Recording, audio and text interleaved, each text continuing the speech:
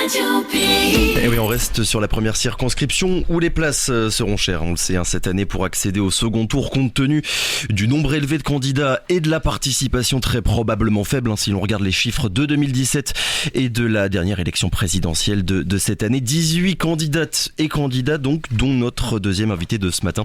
Une des surprises, pourrait-on dire, de ces élections législatives. Aurore Sagne, bonjour. Bonjour Monsieur Zamit, bonjour à ceux qui nous écoutent. Bonjour et bienvenue sur Radio Pays. On vous connaît, Aurore Sagne, notamment pour vos interventions remarquées sur les réseaux sociaux.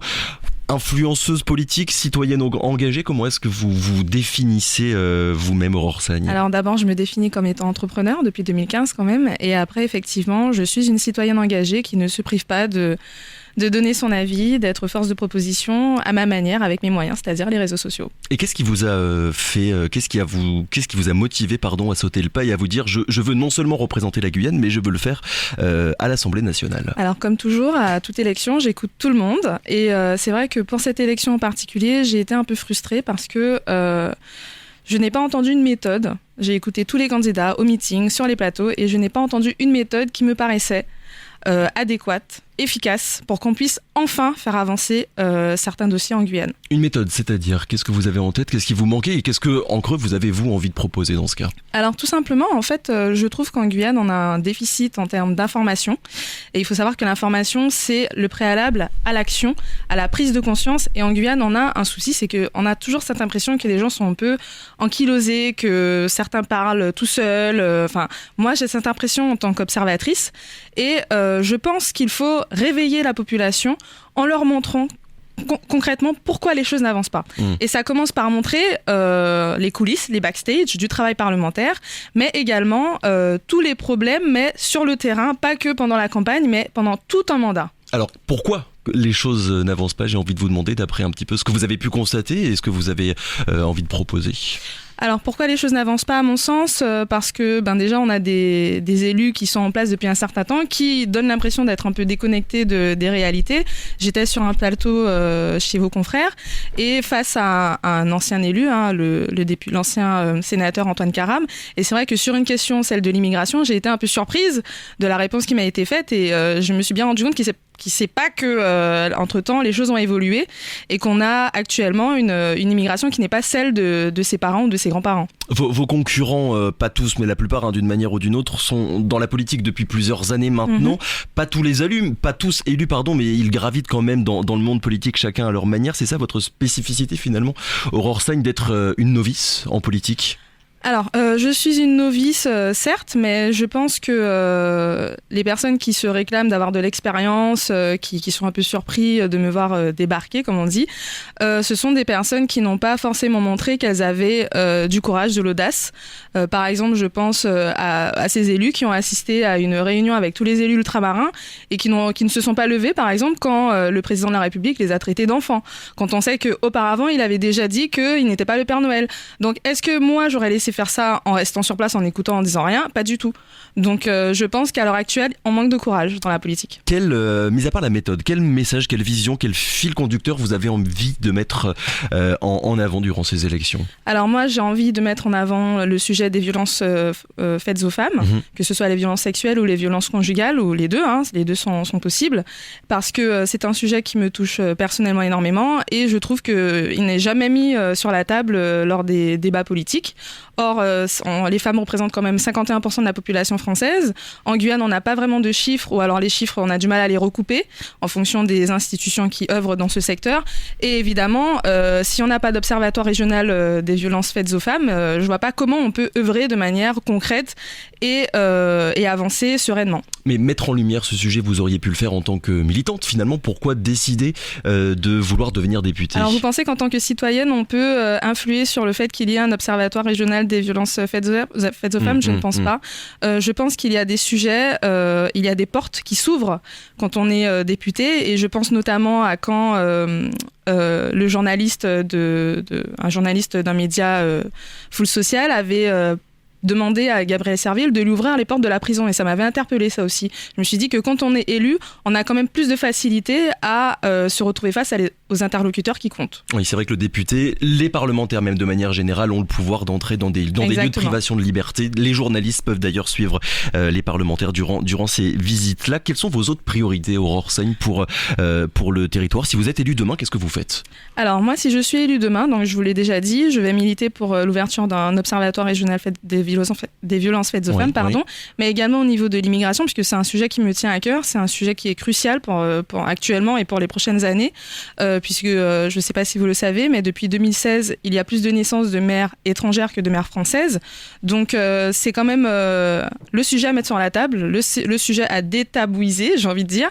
Et j'ai envie vraiment d'apporter ma contribution pour que ce sujet de l'immigration ne soit plus un sujet dont on parle comme ça. Par exemple, j'aimerais bien qu'on valorise le travail pour régulariser des personnes en situation irrégulière, qu'on leur permette justement de s'intégrer à la société, plutôt que de valoriser l'oisiveté ou le fait de faire des enfants pour avoir des attaches sur le territoire. Alors il y a ce que veut le député d'un côté et il y a ce que le député peut en fonction de la réalité politique au niveau national. On entend en ce moment beaucoup de députés dire qu'il faut attendre une longue période pour avoir une réelle influence au sein de l'Assemblée nationale sur le processus de décision, le temps d'intérioriser, on va dire, les règles du jeu parlementaire. Vous en êtes conscient, Aurore Seigne, Oui, bien sûr.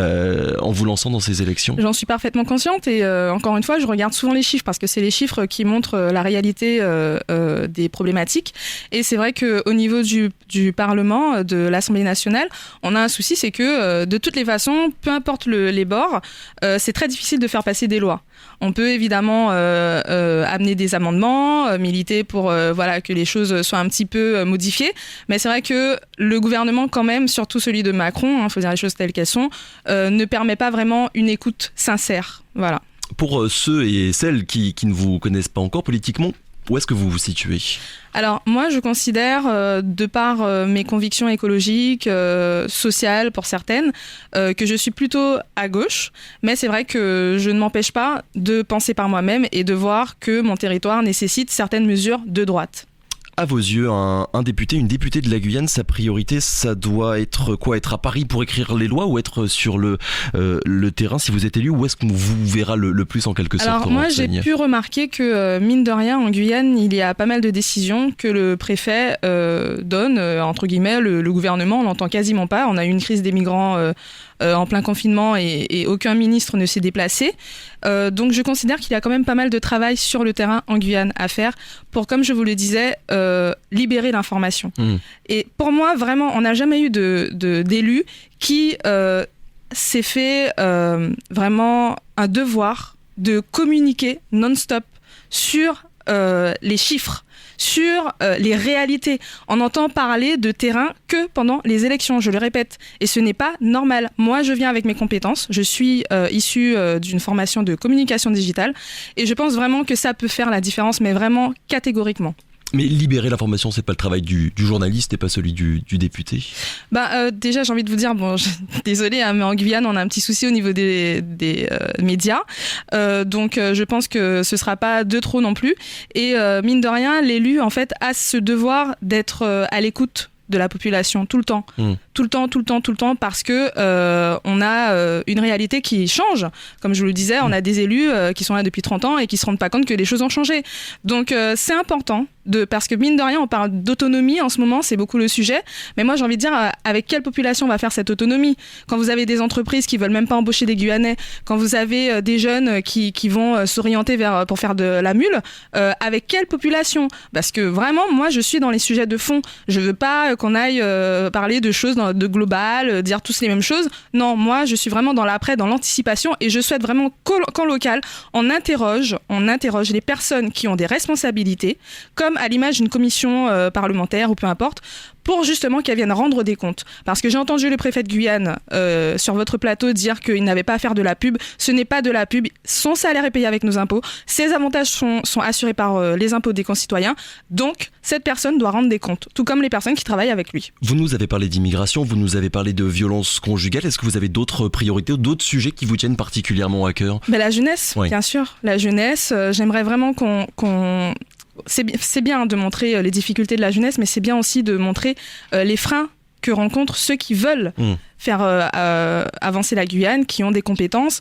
Par exemple, j'aimerais bien qu'on parle de la coopération avec les pays voisins par rapport aux diplômes qui ne sont pas reconnus forcément et qui peut-être ne vont pas encourager les jeunes à aller chez nos voisins, qui pourtant ont les mêmes réalités. Ils sont dans notre bassin, donc ce serait quand même plus logique dans certains corps de métier d'aller se former chez nos voisins. Donc voilà, c'est un tout et je pense vraiment qu'il y a beaucoup de chantiers, mais je serai focalisée sur ceux qui me tiennent à cœur. Je ne vais pas mentir à la population et dire qu'en 5 ans, je vais pouvoir tout traiter. Cette campagne Aurore Sagny, ce sera ma dernière question, une campagne d'ambitieuse ou bien sur le fond, vous avez la sensation que les débats révèlent vraiment des conceptions différentes de la politique et de la Guyane ? Eh bien, je le disais, je suis très heureuse de faire partie de cette campagne parce que c'est vrai qu'on est dans une période charnière, j'ai envie de dire. On est après les mouvements sociaux, on a encore eu 5 ans où on a bien vu ce que ça a donné. Et je pense que c'est important qu'on soit sur les plateaux pour justement parler à la population. Malheureusement, moi, j'ai appris comme ça à la politique en écoutant des débats. Et je pense que c'est important que la population se rende compte dans quelle réalité nous sommes. Merci beaucoup Aurore Sagny d'avoir été notre invitée, notre candidate du 7h ce matin, je le rappelle, candidate donc sur la première circonscription de Guyane. Merci encore et bonne journée. Merci, bonne journée. Radio Pays.